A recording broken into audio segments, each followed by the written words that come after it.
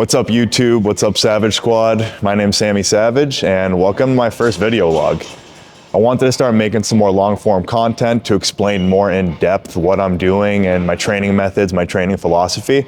And today you're gonna come along the ride for legs. So let's get started with our warm up. All right, so today we're gonna be doing a bunch of squats. It's developmental day.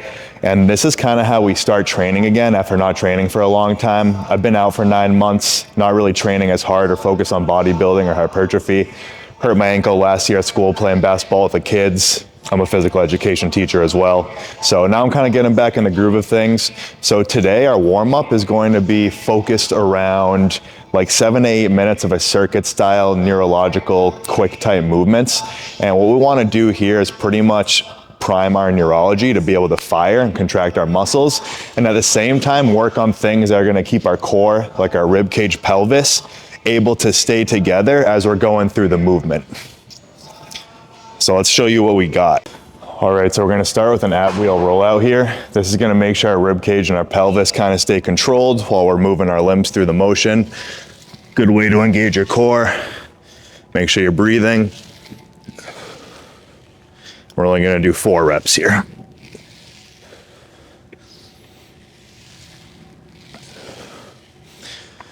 Anywhere from 3 to 5 will be good there.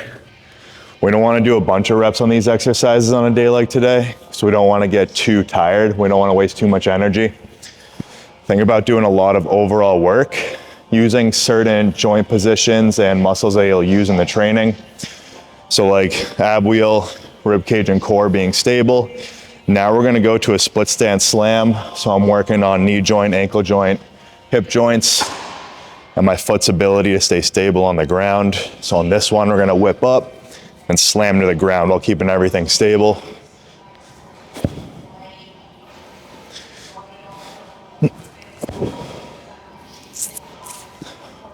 Give a different angle. Notice how everything stays stable here. Nothing in the lower body moves. All right, let's go kettlebell swing now. So once again, a little bit more of an explosive exercise here. And we want to make sure that our feet have really good contact with the ground. Now we're using the bend in our hips to stretch the hamstrings and the glutes and bring the kettlebell back up.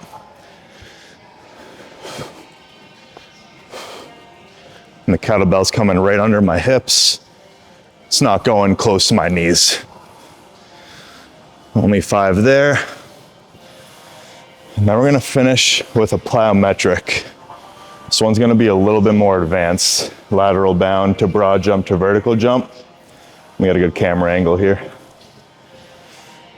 A little more out of breath than I wanna be, but I think it's because I'm talking to the camera. All right, so right now I'm gonna go lateral bound, one leg into a broad jump, double leg into a vertical jump. So start balancing here, lateral bound, absorb. Let me do it first. Up, boom. So smooth in between each one, and I'm working on like absorbing and then using that stored energy to bring me back up into the jump and get a stiff landing.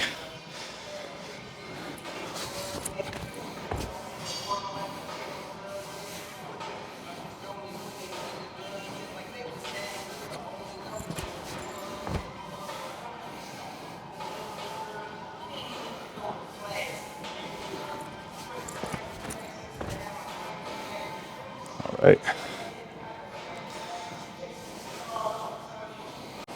All right, I just remembered I'm recording on YouTube now, so it's the way the camera's supposed to be. All right, that's the warm-up though. So like we said, about 7 to 8 minutes, 2 to 3 rounds, maybe even 4 or 5 rounds as you get better at it. But make sure that everything's super controlled, good core positioning, using the joints you're gonna use in the exercise. I did a lot of knee, ankle, hip stuff today, like force impact. That's because we're gonna be doing squats and other stuff you'll see. So yeah, love this type of warm up. If you're doing like a heavy compound squat deadlift, bench, do something of this style. All right, so before we get into our squats, we're gonna get some knee flexion in. And let me say too, I don't do my programming right now, so I'm a bodybuilder. My goal is to compete next year. So we're kind of at the start of a 52-week training cycle. So we're really, like I said, going to work on the fundamentals and just kind of building a base that we can build a lot of tissue on.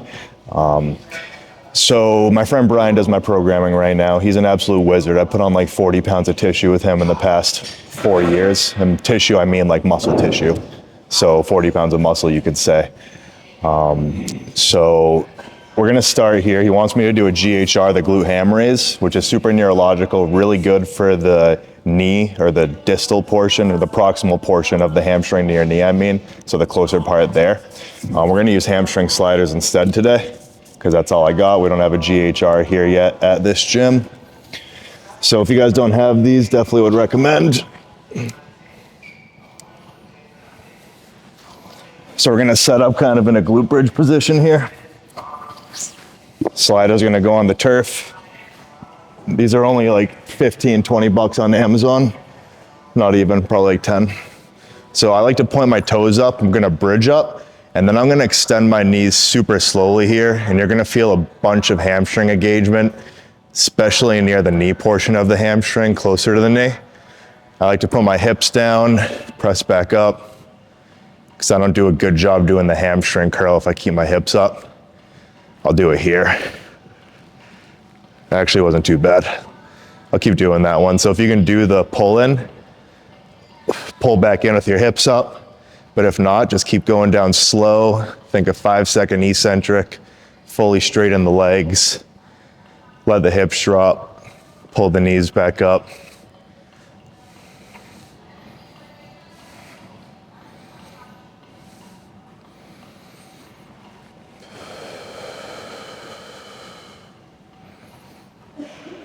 I'm gonna do 6 here, 5 seconds each, about 30 seconds of total work.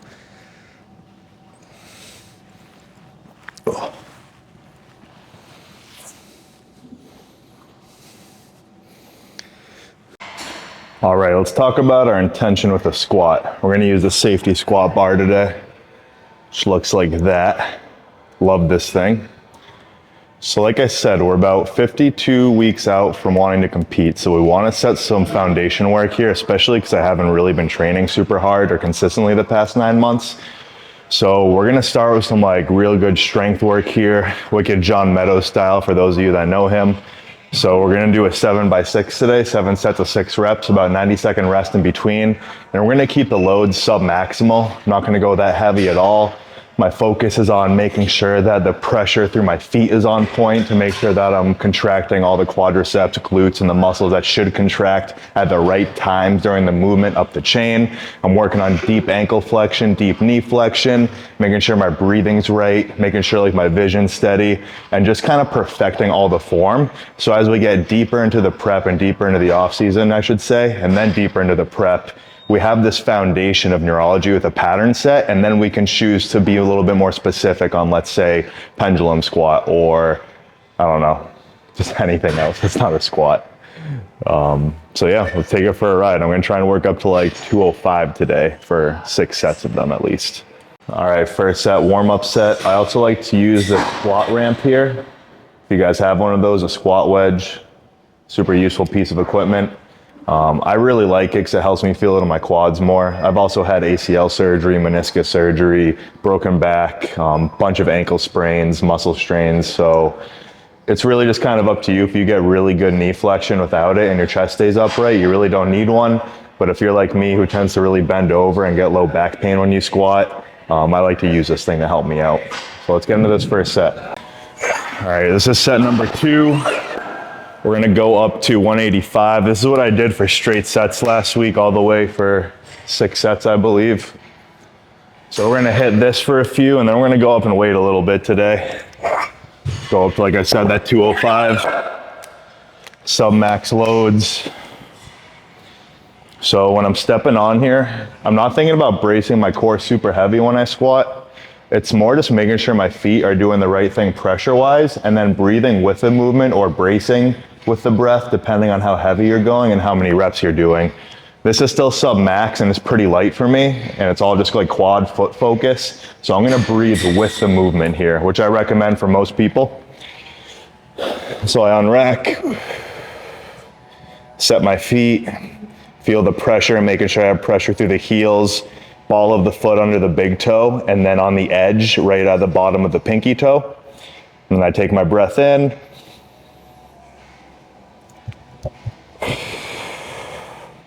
Just kind of calibrating here. Feeling the pressure, trying to get my quads to be the main driver. Making sure I'm pressing even through both feet.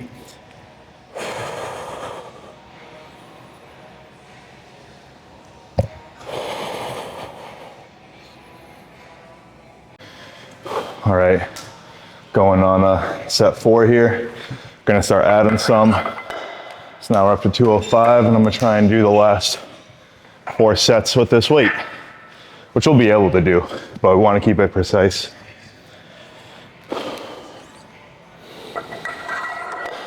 And in between sets, just breathing in through the nose, out through the mouth. There's really no secret to this training, like the mindset. You just gotta find whatever like locks you in. I don't really listen to music. You know, I just really love training. It's like very meditative. It's like feeling inside the body, feeling the muscles contract, getting out of breath, working hard. But find what works for you. I'm not really a hype person. Some people need, got 10 seconds. Some people need music. Some people need smelling salts. Just need carbs, and let's go.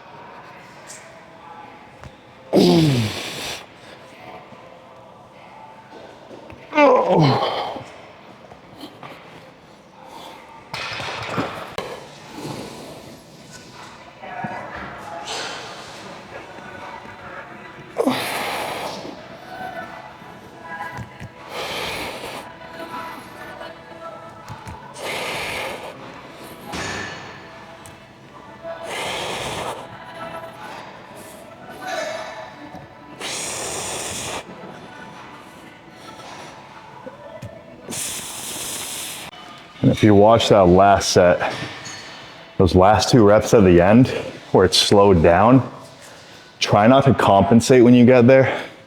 Just gotta grind through that. Keep that muscle contracting. In that case, my quads. It's good. Your muscles are fatiguing. They're getting slower. The contractile forces or the signals aren't as strong. So you gotta learn how to push through that for proper quad training, in my opinion, or any muscle group training. But don't like arch over and push really hard just to compensate and get from point A to point B. Keep the pressure through the feet in the exact same way and keep that muscle firing up the chain. That's how you're gonna grow size. That's how you're gonna build more of that mind-muscle connection in a positive way.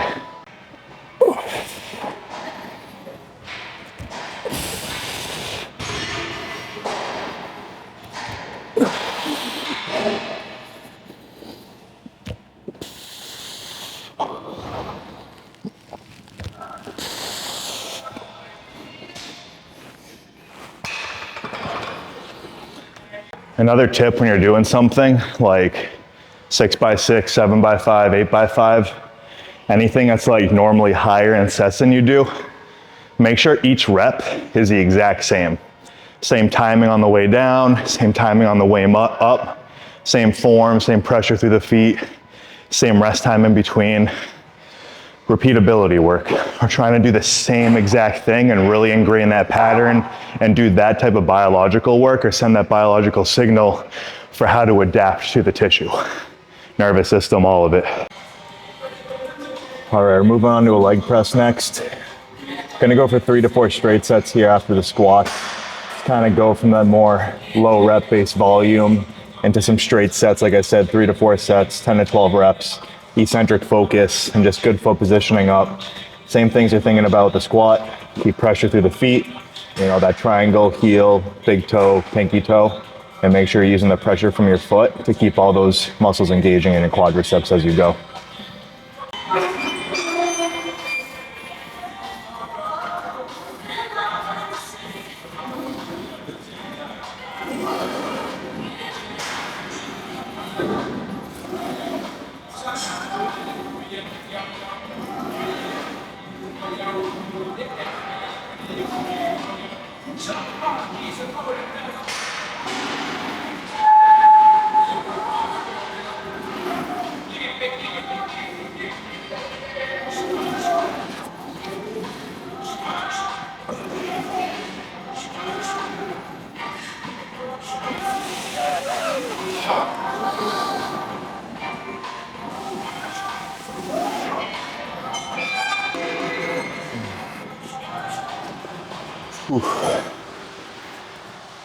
Similar to that last set of squats, for the last 2 reps or so, you want to get that reduction in the speed, but don't compromise any of your form pushing it up. Still keep the same pressure through the feet.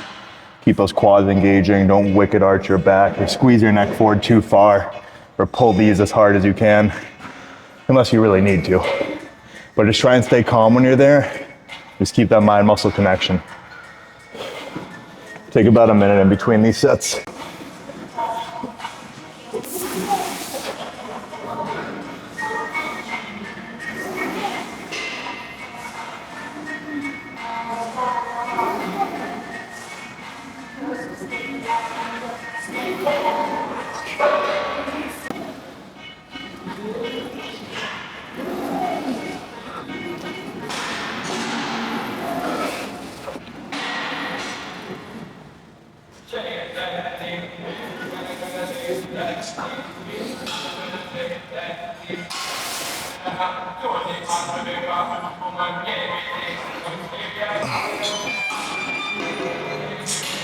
One thing I also should say, I've been talking a lot about like heel, big toe, pinky toe.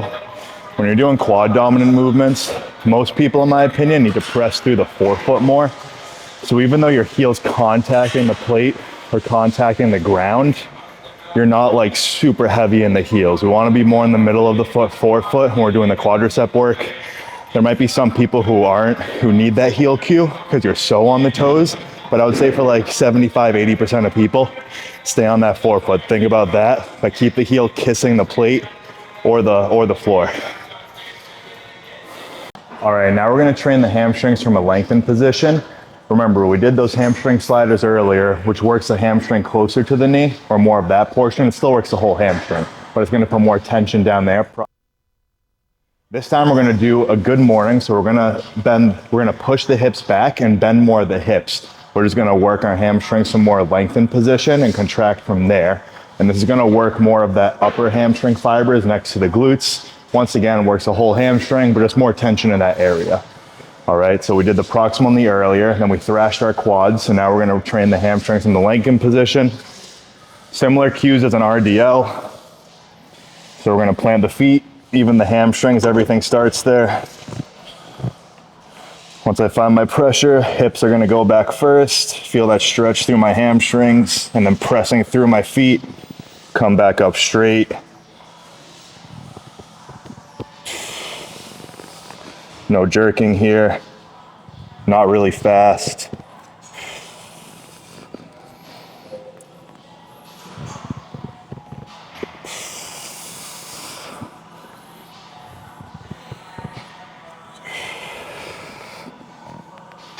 I'm thinking about keeping my spine tall while I'm using my feet and my hips to move me through the motion.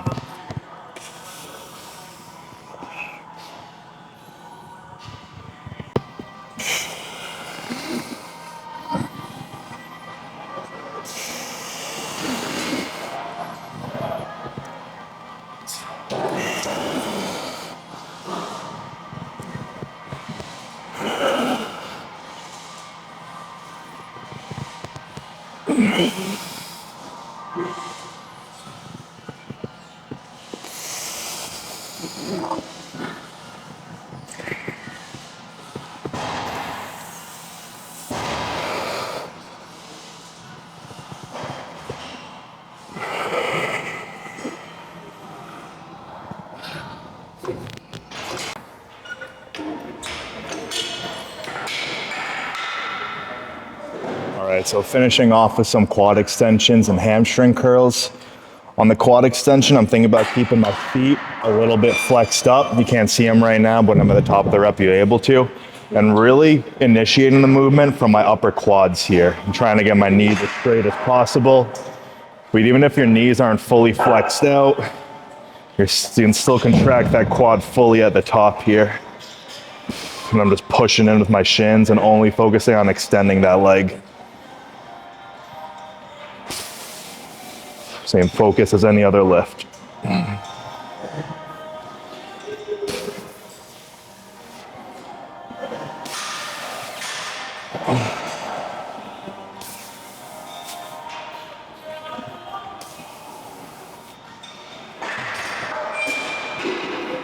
All right, last set here.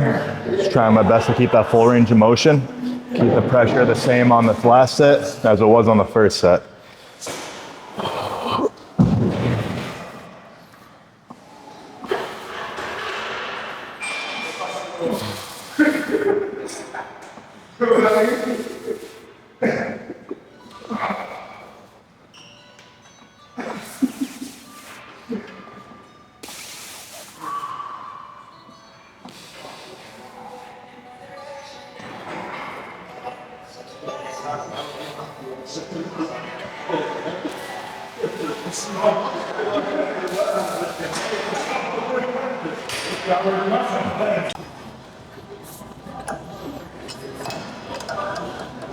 All right, and last set of the day, we're gonna do a higher rep style for the hamstring curls now. We only did 5 to 6 reps earlier with the sliders, 10 to 12 on the lengthening on the good mornings. So we're gonna go for 20 to 30 here. Pump style. You don't want this to be too heavy or contractile, meaning you're squeezing really hard. You wanna keep these ones a little more flowy and rhythmic. I gotta start with that a little more behind my heels though. So when you set up for the hamstring curl, I personally knee in line with a little circle thing on the side here. And then I like right above my like heel, so like right on the Achilles where it meets the calf. And we're just bending at the knee here. Keeping upright. I guess we're gonna go for 20 to 30 here. I'm feeling 30 on this first one. Still getting that full range. Nothing else is moving other than my knees, hamstrings. Still controlling towards the ranges at the end. Just really connecting here.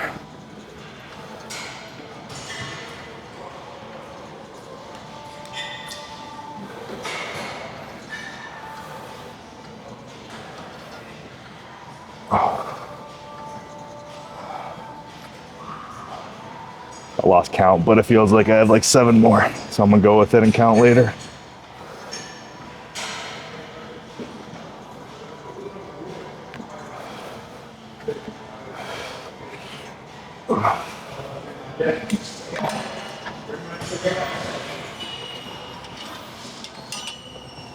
Take a minute, we'll do one more set. Alrighty, last set of the day.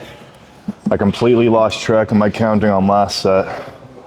So I'm gonna set a timer for this one. Try and hit in like that 60, 75 second range. That way I don't have to think about counting. Same concept, just super pump style. Not a lot of hard squeeze. All right, this is crazy already. All right, I definitely overshot the weight there because I only made it to 50 seconds. The last 10 seconds are partial reps, so I definitely want to stay with the 50 next time. And that's the full leg day. So to wrap this all up, I think the most important thing to take away from this video is that the structure of the session matters a lot. And granted, Brian wrote this program for me. He's my coach, one of my best friends. But the way he structures these sessions is so goddamn good. My knees feel really good, and I've had those knee surgeries like I tell you about. I always feel the tension in the muscle groups I'm supposed to feel the tension in.